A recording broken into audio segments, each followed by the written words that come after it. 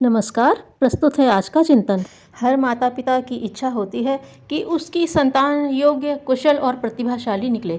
इस आकांक्षा को तो ठीक कहा जाना चाहिए, परंतु जब इसे अविवेकपूर्ण ढंग से पूरा कराने का प्रयत्न किया जाता है तो परिणाम उल्टे ही निकलते हैं। कभी कभी ही नहीं, अक्सर ऐसा ही होता है। जब हम बच्चों को अपना आज्ञानुवर्ती बनाने के लिए ऐसी व्यवहार पद्धति अपना लेते हैं कि उसका स्वतंत्र विकास अवरुद्ध हो जाता है, ऐसी स्थिति में वह योग्य तथा कुशल बनने के स्थान पर बुद्धू और दब्बू ही बन जाता है।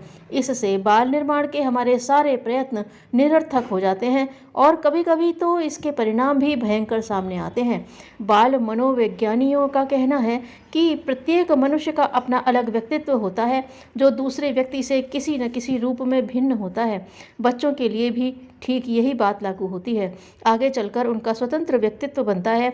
उन्हें अपने विषय में स्वयं की बुद्धि और स्वतः प्रेरणा से निर्णय लेना होता है, परंतु कतिपय कारणों से बच्चों की यह प्रकृति प्रदत्त क्षमता और शक्ति कुंठित हो जाती है।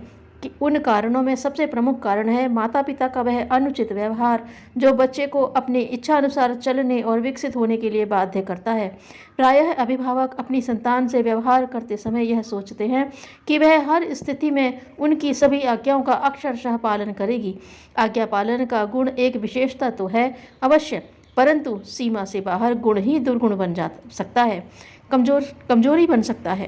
विशेषज्ञों का कहना है कि बच्चों को हर बात में अपनी आज्ञाओं का दास बनाने से उनमें स्वतंत्र निर्णय लेने की शक्ति समाप्त हो जाती है और जब कभी ऐसा अवसर आता है कि उन्हें अपनी बुद्धि से काम लेना पड़े तो वे हाथ पर हाथ रखे बैठे रह जाते हैं।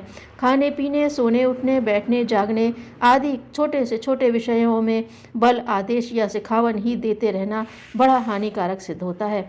होना यह चाहिए कि उनके मन में नियमित दिनचर्या के पालन की बात बिठाई जाए, उन्हें रहन सहन के तौर तरीके सिखाए जाएं, बोलचाल का ढंग सिखाया जाए। इससे इन सद्गुणों का लाभ समझकर बच्चे स्वयं ही इन्हें अपना लेंगे।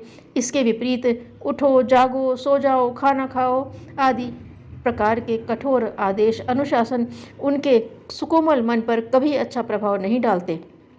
मनोवैज्ञानिकों का कहना है कि बात बात में आज्ञाएं देते रहने का कारण वस्तुतः व्यक्ति की अहम भावना है और यह अहम सबसे पहले अपने आश्रित जनों पर, विशेषकर बच्चों पर अभिव्यक्त होता है।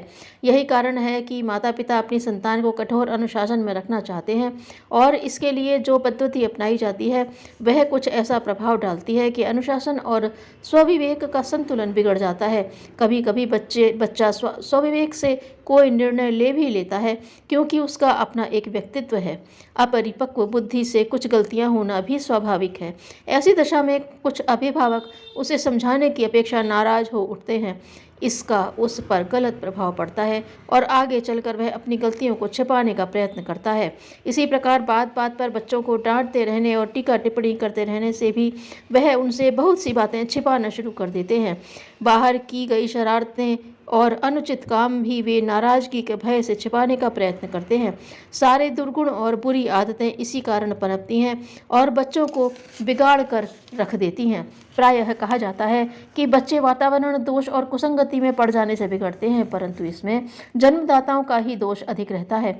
यदि वे पालन पोषण की कला के इस तथ्य को समझ सकते कि बच्चे का भी एक अलग व्यक्तित्व है और उसे समझकर तदनुसार उसका विकास करने में सावधानी बरती गई होती तो समाज में व्यक्तित्ववानों की कमी नहीं आई होती। बच्चों के प्रति एक आंख दुलार की तो दूसरी आंख सुधार की रखना बहुत आवश्यक है, परंतु यह मान्यता सही नहीं है कि उन्हें केवल डरा धमका कर ही काम लिया जा सकता है। बच्चे इस मान्यता का शिकार होना निर्णयहीनता के बंदी बनते ही हैं। साधारण काम भी वे स्वाभाविक ढंग से पूरा नहीं कर पाते। वस्तुतः प्रत्येक बच्चा बीज रूप में एक पूरा वृक्ष है जिसका आगे चलकर एक वयस्क नागरिक के रूप में, स्वतंत्र व्यक्तित्व के रूप में विकास होगा। वृक्ष की सभी विशेषताएं उस बीज में छिपी हुई हैं। बच्चों के प्रति अन्यायी बनकर, उन्हें अपने अहंकार का शिकार बनाकर कहीं हम उनके व्यक्तित्व को कुंठित तो नहीं कर रहे हैं? यदि ऐसा है तो अपनी भूल को समझकर जितना शीघ्र हो सुधारा जा सके तो बालकों के भविष्य के लिए उतना ही सुखद परिणाम सामने लाएगा। अव्यवस्थित जीवन का ऐसा दुरुपयोग है जो विभूतियों के स्थान पर दरिद्रता की वृद्धि कर देता है। धन्यवाद।